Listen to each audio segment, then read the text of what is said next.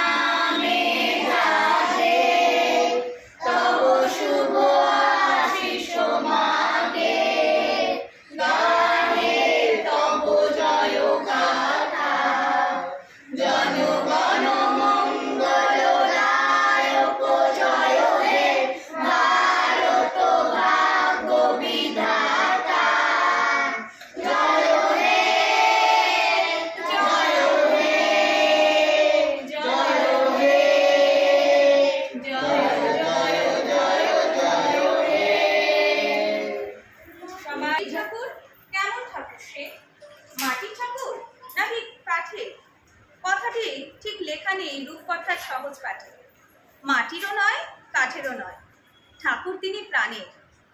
এ কেবল ছেলেবেলার কৌতূহল। আজ ২৫শে বৈশাখ, আমাদের প্রাণের ঠাকুর রবি ঠাকুরের ১৬৪তম জন্মবার্ষিকীতে ওনার চরণে জানাই শত কোটি প্রণাম। বৈশাখ মাস মানে রবি মাস, বৈশাখ মাস মানে কবির মাস। আমরা আজকে সকলেই সমবেত হয়েছি তার স্মৃতি উদযাপন উপলক্ষে। এবারে আমাদের বিদ্যালয়ে প্রথম শ্রেণীর ছাত্রী ঈশানী দাস এবং দ্বিতীয় শ্রেণীর ছাত্রী অন্বেষা দাস একটি নৃত্য পরিবেশন করে রাখবে।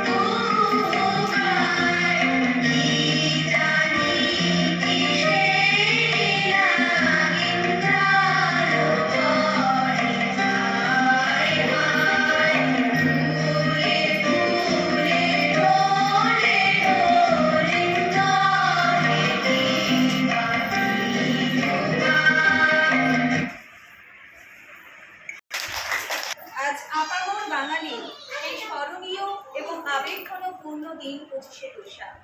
1861 খ্রিস্টাব্দে 7ই মে এবং 1268 বঙ্গাব্দে 25শে বৈশাখ আজকের এই দিনটিতে কলকাতার জোড়াসাঁকোর ঠাকুর পরিবারে জন্মগ্রহণ করে কবিগুরু রবীন্দ্রনাথ ঠাকুর। তার পিতা ছিলেন মহর্ষি দেবেন্দ্রনাথ ঠাকুর এবং মাতা ছিলেন শ্রীমতী সারদা দেবী। বাল্যকাল থেকেই তিনি ছিলেন বহুমুখী প্রতিভার অধিকারী। কবিতা, গান, গল্প ইত্যাদি সৃষ্টি ছিল তার সহজাত শিল্পকলার নিদর্শন। এছাড়াও তিনি বহু নাটক, উপন্যাস, গীতিনাট্য, সুর তারই অনবদ্য সৃষ্টি।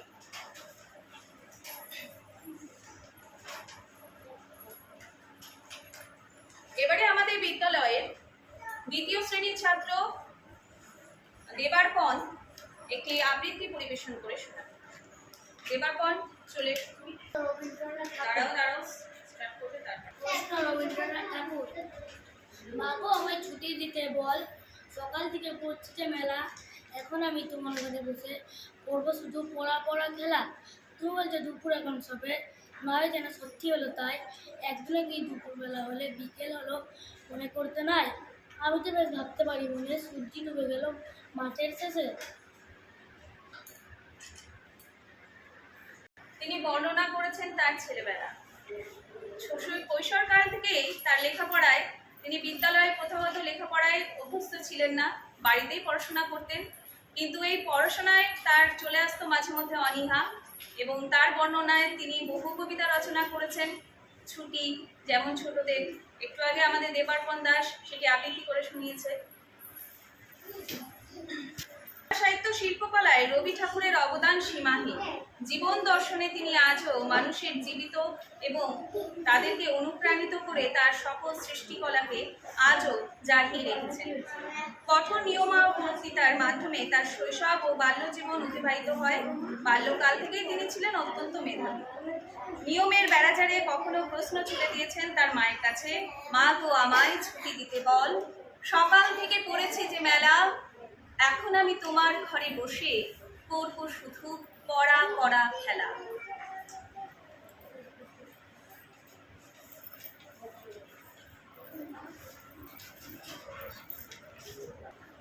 বৈশাখের নতুন ধানে ভরে উঠুক আমাদের এই ধরা। রবি ঠাকুরের ভাষায় রৌদ্রোজ্জ্বল ধানের ক্ষেতে চিত্র যেন আরো মনোরম হয়ে উঠেছে। এবারে আমাদের বিদ্যালয়ের দ্বিতীয় শ্রেণীর ছাত্রী অর্নিশা দাস একটি নৃত্য পরিবেশন করে দেখাবে।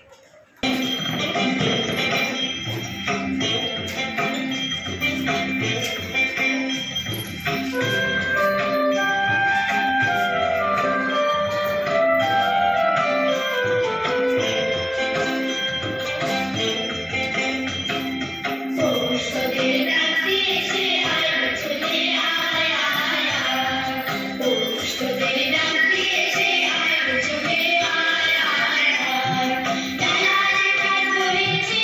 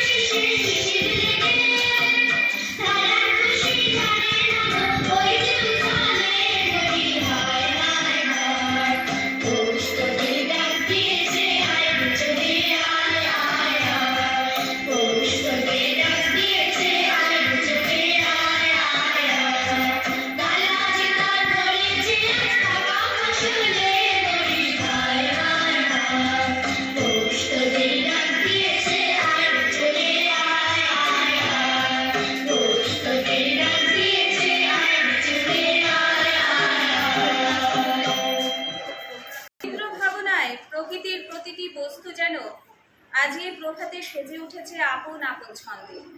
প্রকৃতির তাল গাছের বেদনা যেন কবির ভাষায় ফুটে উঠেছে।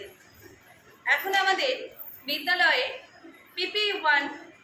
পিপি ওয়ানের ছাত্রী রূপসা একটি আবৃত্তি করে শোনাবে। করে দেখাবে।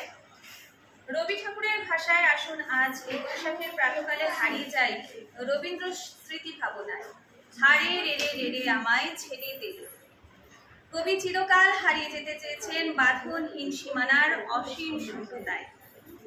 আমাদের বিদ্যালয়ের নার্সারির ছাত্রী মন্দিরা মজুমদার এবার একটি নৃত্য পরিবেশন করে দেখাবে।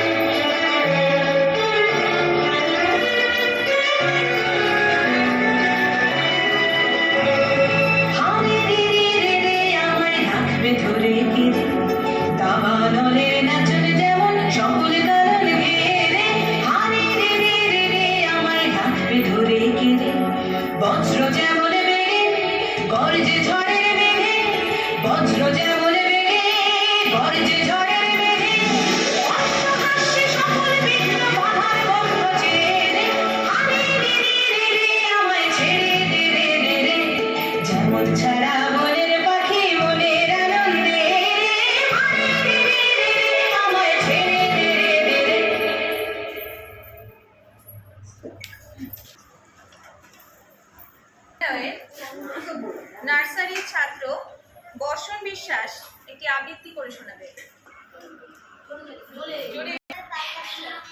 ভাবনা উঁকি মেরেছে তার মনের ঢোলে।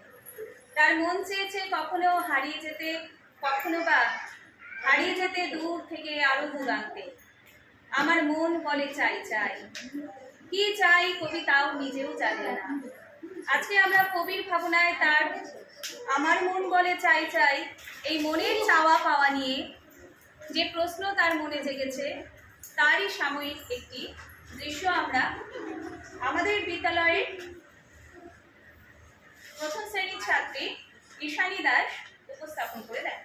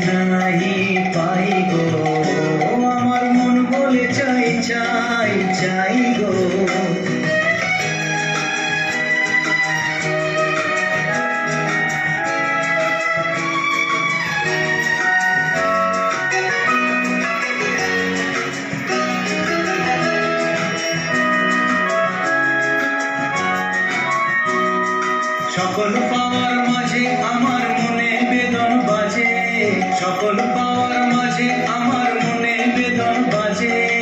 নাই নাই নাই গো, আমার মন বলে চাই চাই চাই গো, আমার মন বলে চাই চাই চাই গো।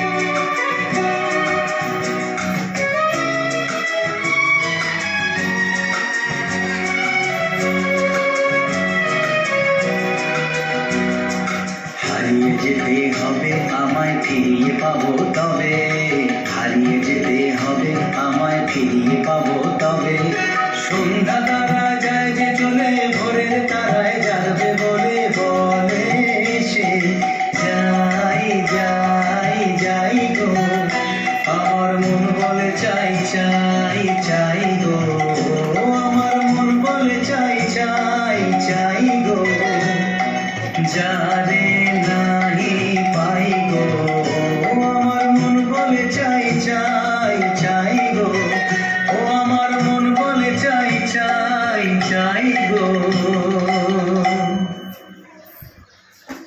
সাহিত্য প্রতিভাধী। তিনি 1913 সালে নোবেল পুরস্কার পেয়েছিলেন গীতাঞ্জলি কাব্যগ্রন্থকে ইংরেজিতে অনুবাদ করবার জন্য।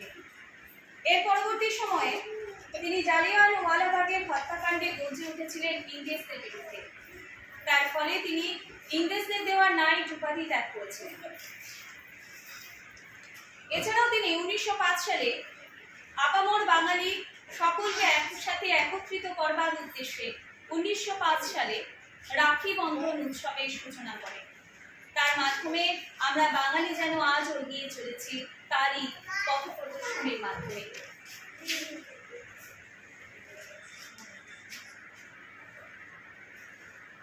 প্রতিটি বস্তু যেন আজও সেজে উঠেছে আপন আপন ছন্দে।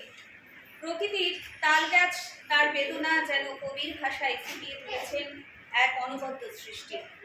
আমরা তালগাছের যে বেদনা, সেই বেদনার বহিঃপ্রকাশ আজকে আমরা শুনব। রহন মালিক চলে এসো, একটি আবৃত্তি পরিবেশনের মাধ্যমে তার কণ্ঠ থেকে আমরা শুনবো তালগাছের বেদনা। জোরে বলবেন। নদের ভাষায় রৌদ্রজল ধানের ক্ষেতের চিত্র আমরা আজকে আমাদের সামনে নৃত্য পরিবেশনার মাধ্যমে দেখতে পারবো। অন্বেষা দাস একটি নৃত্য পরিবেশন করে দেখাবে। অন্বেষা চলে এসো।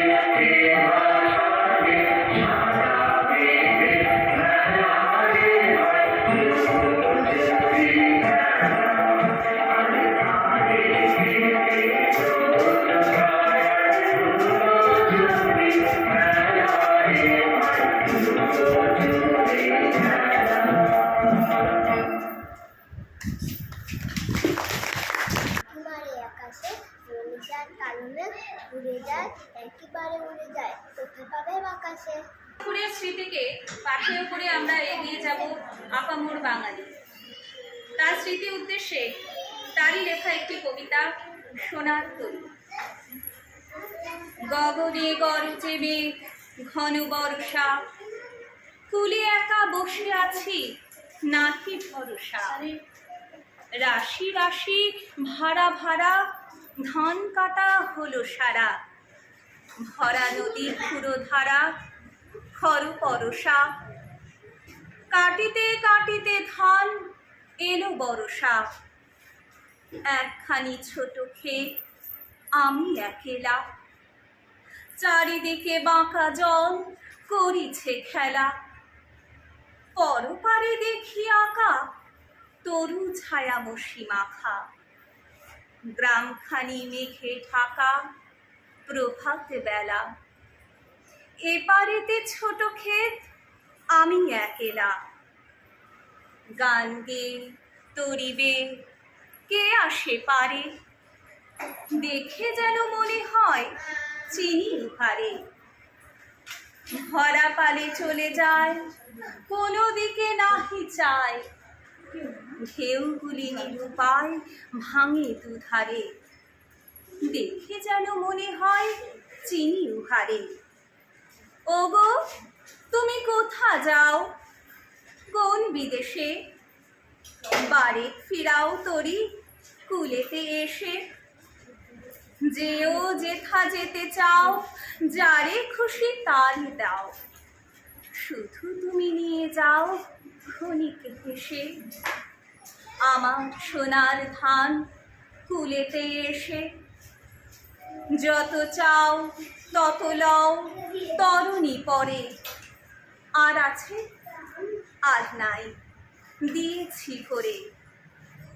এতকাল নদী কূলে যাহা লয়েছিল ভুলে, সকলই দিলাম তুলে থরে বিথরে। এখন আমারে লহ করুণা করে। ঠাঁই নাই ঠাঁই নাই ছোট সে তরি, আমারই সোনার ধানে গিয়েছে ভরি। শ্রাবণ গগন ঘিরে, ঘন মেঘ ঘুরে ফিরে।